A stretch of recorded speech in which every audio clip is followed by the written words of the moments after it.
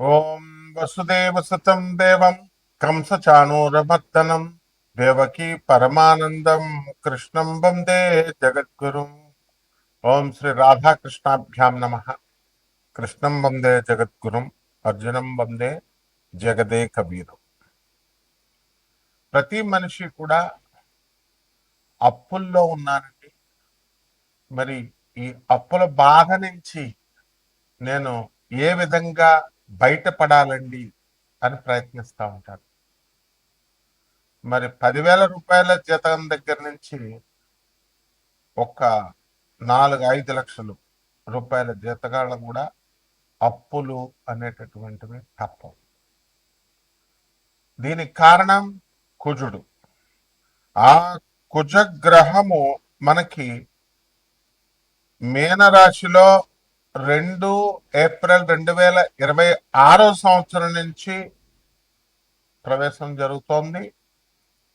అదేవిధంగా మేషరాశికి స్వక్షేత్రగతుడై మరి 11 మే 2026 రోజున ప్రవేశిస్తాడు. అలాగే ఆదాయాలు కనుక మనకు బాగా పెరిగినట్లయితే, వ్యాపార అభివృద్ధి మనకు బాగా పెరిగినట్లయితే మనకి ఈ అప్పుల బాధల నుంచి మనం బయటపడచ్చు అని చాలా మంది అనుకుంటూ ఉంటారు. కానీ విచిత్రం ఏంటంటే, మీకు ఆదాయాలు ఎంత బాగా పెరిగినప్పటికీ కూడా ఖర్చులు కూడా మీకు తెలియకుండా ఖర్చులు అయిపోవడం అనేటటువంటిది సంభవిస్తా ఉంది. బంధువుల వల్ల, పరివారం వల్ల, లేకపోతే విందు వినోద కార్యక్రమాల వల్ల, వేరే వేరే ఊర్లు హనీమూన్లు, తర్వాత తీర్థయాత్రలు, ఈ రకంగా ఏదో రకంగా మరి బంధువుల పెళ్ళిళ్ళు, తర్వాత ప్రతిదానికి వెళ్ళడం, ఈ రకంగా మరి ఖర్చులు అయిపోతూ ఉంటాయి. ఇది అనివార్యం. అటువంటి ఏ కారణంగా వస్తుందంటే గురుడు యొక్క వ్యయస్థితి కారణంగా కొన్ని స్థానాల్లో గురుడు ప్రవేశించడం ద్వారా మనకి ఈ అధిక అనవసరమైనటువంటి వ్యయం మనకి కలుగుతూ ఉంటుంది. మనకు అటువంటి గురుడు కర్కాటక రాశిలోకి మరి 2 జూన్ 2026 నుంచి ప్రవేశించడం జరుగుతుంది. అది 31-10-2026 వరకు ఉంటుంది.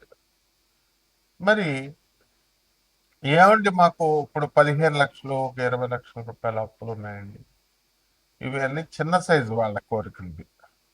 ఇవి తీర్పోవాలా? దీనికి ఏదైనా సరే ఒక మంత్రం ఇవ్వండి, ఒక యక్షిని మంత్రం ఇవ్వండి, లేకపోతే చక్కగా తొందరగా వచ్చేటటువంటి ఒక ఉపాయం. ఈ మధ్య కాలంలో రెమెడీస్ అందరూ చెప్పడం వల్ల పాపం ఆ రెమెడీస్ వల్ల తొందరగా మీకు ఫలితాలు వస్తాయేమో అనేటటువంటి ఆశతో ప్రతి ఒక్కళ్ళు కూడా రెమెడీస్ చెప్పండి అని అడుగుతూ ఉంటారు. అసలు మీ జాతకం ఏమిటి? మీ జాతకంలో ఇదంతా కూడా గోచారం అంతా కూడా కోటాను కోట్ల మందికి కామన్ ప్లాట్ఫారం మీద చెప్పబడేటటువంటిది. నాసా మనకి ఎప్పటికప్పుడు విడుదల చేస్తూ ఉంటుంది పైన ప్లానెట్స్ ఎలా తిరుగుతున్నాయి, గ్రహాలు అనేటటువంటివి. దాని లైవ్ రిపోర్ట్స్ చూసి మనం మీ యొక్క వ్యక్తిగత జాతకాలను మనం చూసి చెప్పినప్పుడు మనకు అర్థమవుతా ఉంటుంది ఎప్పుడు అప్పులు తీరతాయి, ఎప్పుడు ఏంటి అన్నది. మీరు దాన్ని చాలా వెరీ క్యాజువల్గా తీసుకోవడము, ఫోన్ ఉంది కదా అని కొట్టేసేయడము, మామూలు జ్యోతిష్కులకు కొట్టేసినట్లు కొట్టేసి నా ధనుసు రాశి అండి బాగుంటుందండి అట్లా అడగకూడదు. అలాగే నా అప్పులు తీరిపోతాయండి, నాకు ఈ యొక్క రెమెడీస్ చెప్పేసేయండి, నాది గురుడు 4వ ఇంట్లో ఉన్నాడండి, మేనరాశి అండి, ఇట్లా అస్సలు అడగకూడదు. అందువల్ల ఎందువల్ల ఇలా అయిపోయింది అని అంటే, యూట్యూబ్లో మీకు ఎక్కువ మంది మీకు శాస్త్రం తెలియనటువంటి వాళ్ళు, గురు పరంపర లేనటువంటి వాళ్ళందరూ కూడా ఇష్టం వచ్చినట్టుగా ఈ ఛానల్స్ అన్ని కూడా వాళ్ళు ప్రోత్సహించడం వలన కంటెంట్ కావాలి కాబట్టి ఛానల్స్ ప్రోత్సహిస్తాయి.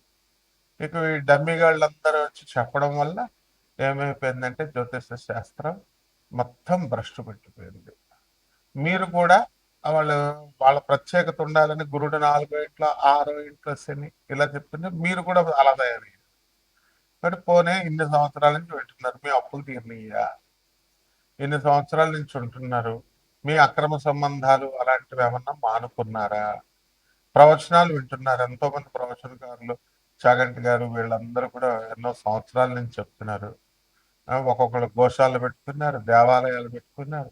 వాళ్ళకి అబ్బాయి గురువుగారులండి డొనేషన్లు ఇవ్వాలండి, ఇస్కాన్ వాళ్ళండి, ఆ వాళ్ళు ప్రతి తిథికి కూడా నరసింహస్వామి బర్త్డే ఈరోజు డబ్బులు వేసేయండి అన్నదానం చేస్తాం, ఈ రకంగా తయారైపోయినాయి మొత్తం అన్ని సంస్థలు కూడా.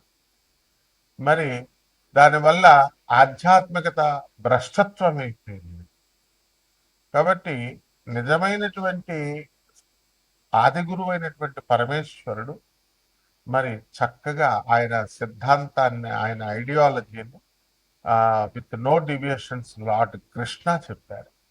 లార్డ్ కృష్ణ చెప్పినటువంటి ఐడియాలజీని మళ్ళీ చక్కగా పరమేశ్వరుడే ఆయన అవతరించి ఆనందమూర్తిగా వచ్చారు.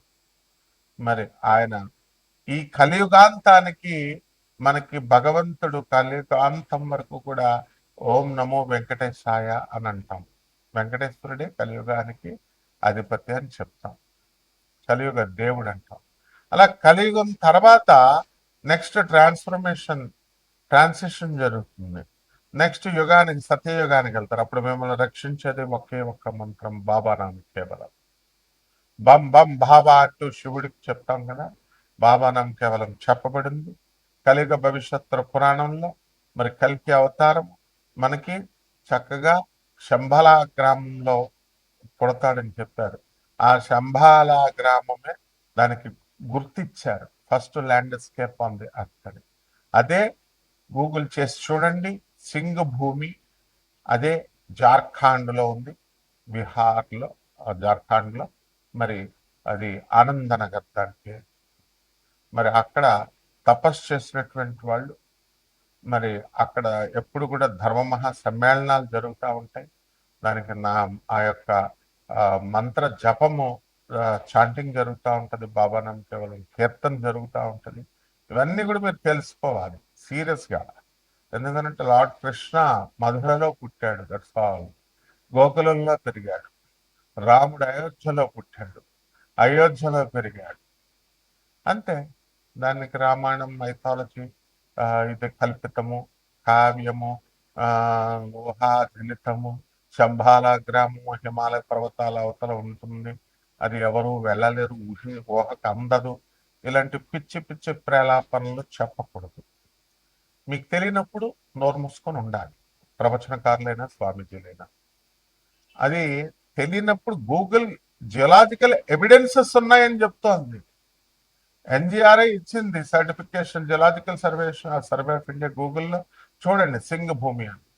Then how dare you are saying that Shambhala అనేటటువంటిది అక్కడెక్కడో హిమాలయ పర్వతాల అవతల ఉంటుందని చెప్తారు. అది ఊహాజనితం అని చెప్తారు. కలియుగ భవిష్యత్తులో పురాణాలన్నీ ఊహాజనితాల, బ్రాహ్మణులు రాశారంటారు ఒకడు, వేదాలన్నీ కూడా 4 శ్లోకాలు చెప్పేసి ఇవన్నీ కూడా ఆవిర్భవించేసి శివుని యొక్క గంట ఢమరక నాదం నుంచి వచ్చినాయి అని చెప్పేటటువంటి వాళ్ళంతా ఎందుకు? రాముడు కల్పితం, రామాయణం కల్పితం అన్నప్పుడు ఎందుకు నోరెత్తట్లేదు? సో మీ జీవితాలు బాగోవాలంటే ఇలాంటివన్నీ, ఇలాంటి అశాస్త్రమైనటువంటి అవైదికమైనటువంటి ప్రవచనాలు చెప్పేటటువంటి వాళ్ళ ప్రవచనాలు విన్నా నాశనం అయిపోతారు. కాబట్టి ఇక్కడ మనకి స్వామి వివేకానందుల వారు చెప్పారు, రామకృష్ణ పరమహంస చెప్పారు, తర్వాత మన ప్రభాత్ రంజన్ సర్కార్, ఆనందమూర్తి గారు, తర్వాత పరమహంస యోగానందుల వారు, రమణ మహర్షి, జగద్గురు ఆదిశంకరాచార్యులు వారు, రామానుజాచార్యులు వారు, వీళ్ళ ప్రవచనాలు వినండి. ఇప్పుడున్న వాళ్ళు ఎవరు ఇష్టం వచ్చినట్టు వాళ్ళు చెప్పే ప్రవచనాలు ఎందుకు వింటారు? మీరంతా ఏం మార్చారు? మీ జీవితాలను ఏం మార్చారు వాళ్ళు? ఏం మార్చగలరు వాళ్ళు? ఇంకా ఎదురు మీకు కాశీలో మడి భోజనాలు పెడతాం, కింద హాల్ కడుతున్నాం, డబ్బులు ఇవ్వండి, పైన కింద ప్రవచనాలు చెప్పిస్తాం. ఇంకా ఇంకా ప్రవచనాలు చెప్పేవాళ్ళు లేరా? అశాస్త్రమైన ప్రవచనాలు చెప్పిస్తావా? సో పైన మనము ప్రవచనాలు చెప్పేటప్పుడు పైన మనం ఏం చేస్తాము, మళ్ళీ ఈ యొక్క హాల్ కడుతున్నాము, మడి భోజనాలు పెడతాము, కింద ప్రవచనాలు కట్టిస్తాము, ఇట్లా చెప్తున్నారు. సో ఇవన్నీ కాకుండా మీ అప్పుల మార్గాలు తీరాలన్నా, ఈ యొక్క ఆదాయాలు పెరగాలన్నా డైరెక్ట్గా శివుడి యొక్క ఐడియాలజీని మీరు ఫాలో అయినప్పుడు, కృష్ణుడి యొక్క ఐడియాలజీని మీరు ఫాలో అయినప్పుడు మాత్రమే వస్తుంది. దానికోసం మీ పర్సనల్ జాతకము చెబుతుంది. అండ్ దాని నుంచి రెమెడీస్ అనేటటువంటి కరెక్ట్ రెమెడీస్, ఇలాంటి పిచ్చి పిచ్చి వాళ్ళు చెప్పేటటువంటి చెట్టు పుట్ట మా దగ్గర హోమాలు చేయండి, 5 లక్షలు ఇవ్వండి, 25 లక్షలు ఇవ్వండి, all this nonsense remedies అన్ని కూడా మీకు హెల్ప్ చేయు. So what are the correct remedies అనేటటువంటివి తెలుసుకోండి. ఒక్కొక్క రాశి వారికి, ద్వాదశ రాశుల వారికి ఈ యొక్క గ్రహ సంచారం వలన ఏ విధంగా ఫలితాలు ఇస్తాయో చూద్దాం. సింహరాశి, ఈ సింహరాశి వారికి అందరికీ కూడా మహేందర్, మణిశంకర్, మంగళి వీళ్ళందరూ కూడా ఈ యొక్క సింహరాశి వాళ్ళలోకి వచ్చేస్తారు. అయితే సప్తమంలో ఉన్నటువంటి రాహుగ్రహ ప్రభావం వలన పాపం చూశారు కదా, అనవసరంగా అపనిందల పాలయ్యారు, కష్టపడతారు. అష్టమంలో ఉన్నటువంటి శని, కుజ, బుధ గ్రహాల ప్రభావం వలన డిఫేమ్ అవడానికి అవకాశాలు అధికంగా ఉన్నాయి. అంటే కొత్త కొత్త స్నేహాలు ఏర్పడతాయి. అందువలన ఈ యొక్క సింహరాశి వాళ్ళందరికీ కూడా ఆదాయాల విషయంలో మీరేం చూసుకోనవసరం లేదు. ఆదాయాలు బ్రహ్మాండంగా పెరుగుతాయి. కాకపోతే అనవసరమైనటువంటి చికాకులు ఒక్కొక్క మీ వ్యక్తిగత జాతకంలో ఉన్నటువంటి ఒక్కొక్క గ్రహాలను బట్టి అలా జరుగుతూ ఉంటాయి అన్నమాట. అందరికీ ఒకలాగే జరగాలని లేదు. అయితే ఆర్థికంగా మీరు నష్టపోవడానికి అవకాశాలు తక్కువగా ఉన్నాయి. కాబట్టి ఈ యొక్క సింహరాశి వాళ్ళందరికీ కూడా యాక్సిడెంట్లు జరగడానికి కూడా అవకాశాలు ఉన్నాయి. కాబట్టి అందరికీ జరగవు, కంగారు పడకండి. వ్యక్తిగత జాతకాలలో ఉన్నటువంటి గ్రహాలను బట్టి వస్తాయి అన్నమాట యాక్సిడెంట్లు ఇలాంటివన్నీ కూడా. ఇక వ్యాపారాలు బాగా ఉలవపాడు, మామిడి పళ్ళు బిజినెస్లు చేయండి చక్కగా. బిజినెస్లు, ఎక్స్పోర్ట్స్, ఇంపోర్ట్స్ బిజినెస్లలో మంచిగా ఈ సింహరాశి వాళ్ళందరూ కూడా ఎక్స్పోర్ట్స్, ఇంపోర్ట్స్ బిజినెస్లు మీకు కలిసి వస్తాయి. మా మణిశంకర్, మహేందర్ మరి మంగళికి చాలా దగ్గర అనమాట. మరి ఉలవపాడు మామిడి పళ్ళు చక్కగా వాళ్ళు కొత్త కొత్త బిజినెస్లు చక్కగా నిజాయితీగా స్టార్ట్ చేసుకొని మరి వాళ్ళందరూ కూడా చేసుకోవట్లేదా, చేసుకుంటున్నారు. ఆ విధంగా ఈ యొక్క రాశి వారందరూ కూడా బ్యాంకుల నుంచి సహకారం, ప్రభుత్వాల నుంచి సహకారం, ఇవన్నీ కూడా మీకు అందడానికి అవకాశాలు ఉన్నాయి. అలాగే ఈ రాశి వారికి పెళ్లిళ్ళు కానటువంటి వాళ్ళకి వివాహాలు అవడానికి అవకాశాలు ఉన్నాయి. విద్యార్థులు కూడా బ్రహ్మాండంగా చదువుతారు. మరి ఈ యొక్క బుధగ్రహము వృషభ రాశులకు 15/5/2026 సంవత్సరంలోకి వచ్చిన తర్వాత చాలా స్పీడ్గా మీకు పనులు అవ్వడం అనేటటువంటివి జరుగుతాయి. ఇప్పుడు గురుడు మీకు లాభస్థితిగతుడై ఉన్నాడు. ఆ తర్వాత చక్కగా మీకు ఈ యొక్క మిథున రాశిలోకి బుధుడు 29 మే 2026 సంవత్సరంలో ప్రవేశిస్తాడు. మరి అక్కడి నుంచి మీ జాతకం ఇంకా తిరుగు ఉండదన్నమాట. కాబట్టి సింహరాశి వాళ్ళు ఎక్కువగా తమ పిల్లల ఆరోగ్యం గురించి, ఎదుగుదల గురించి, చదువుల గురించి ఎక్కువగా ఆలోచిస్తూ ఉంటారు. వాళ్ళందరూ కూడా చాలా జాగ్రత్తగా మీ శ్రద్ధకు తగ్గట్టుగా వాళ్ళు కూడా చదువుకోవడం జరుగుతుంది. ఇకపోతే ప్రభుత్వ ఉద్యోగస్తులందరూ కూడా చక్కగా పేద ప్రజలకు మీరు సహకారం ఎంత చక్కగా చేస్తారో అంత గొప్పగా మీరు ఎదగడానికి అవకాశాలు ఉంటాయి. మరి ఈ యొక్క రవి వచ్చేసరికి మిథున రాశిలోకి 15 జూన్ 2026 సంవత్సరంలోకి ఈ యొక్క మిథున రాశిలోకి వస్తున్నాడు. ఒకటి ప్రభుత్వం నుంచి అనేకమైనటువంటి సహకారాలు మీకు లభిస్తాయి, సబ్సిడీలు మీకు లభిస్తాయి, కొత్త కొత్త పరిశ్రమలు మీరు మొదలు పెడతారు. వ్యాపారాలు దగ్గరికి వచ్చేసరికి హాస్టల్ వ్యాపారాలు, ఆ తర్వాత ఈ యొక్క రెసిడెన్షియల్ స్కూల్స్, కాలేజెస్, హాస్పిటల్స్ కట్టడం, బట్టల వ్యాపారాలు ఇవన్నీ కూడా జరుగుతూ ఉంటాయి. కాబట్టి ఈ రాశి వారికి అందరికీ కూడా మనము పూర్వజన్మ కృతం పాపం రోగ రూపేణ పీడిత అన్నారు. మరి సింహరాశి వాళ్ళందరూ కూడా మానసికంగా కాస్త డిప్రెషన్లోకి వెళ్ళడానికి అవకాశాలు ఉంటాయి. అయితే సప్తమంలో ఉన్నటువంటి రాహుగ్రహ ప్రభావం వలన వీళ్ళందరూ కూడా ఏమవుతారంటే జీవిత భాగస్వాములతో కానీ వ్యాపార భాగస్వాములతో కానీ మీరు డిస్కషన్స్ పెట్టుకోవడానికి వాదోపవాదాలు పెట్టుకోవడానికి అవకాశాలు అధికంగా ఉంటాయి. కాబట్టి ఇవన్నీ కూడా మీరు చక్కగా సార్ట్అవుట్ చేసుకుంటూ జాగ్రత్తగా వెళ్ళాలి ఏ విధంగా ఉంటుందో. అదేవిధంగా ఈ యొక్క గురుగ్రహం మార్పు తర్వాత 2 జూన్ 2026 సంవత్సరం తర్వాత మనకి 2026లో మీకు కొంచెం సెక్యూరిటీలు షూరిటీలు సంతకాలు పెట్టడం అనేటువంటి విషయంలో జాగ్రత్తగా ఉండాలి.